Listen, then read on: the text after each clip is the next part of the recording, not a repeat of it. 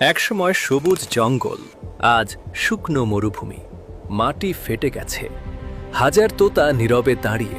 একদল বলে প্রকৃতি নিজেই ফিরবে, আরেক দল বলে আর দেরি হলে সব শেষ। হঠাৎ একটি তোতা কিছু না বলে উড়ে যায়, ফিরে আসে একটা বেকু চালিয়ে। সবাই হতভম্ব। বেকু চলতে শুরু করে।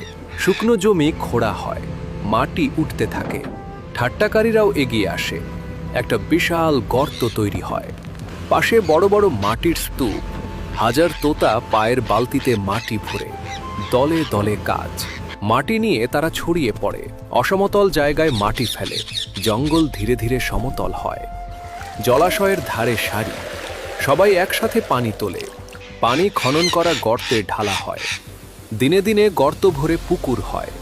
সমতল জমিতে সবাই মিলে চারা রোপণ করে। চারার উপর জমিতে পানি ছিটানো হয়, মাটি ভিজে ওঠে। প্রকৃতি কথা বলে না, কিন্তু যত্ন পেলে সে ফিরে আসে। ভালো লাগলে লাইক, কমেন্ট আর ফলো করুন।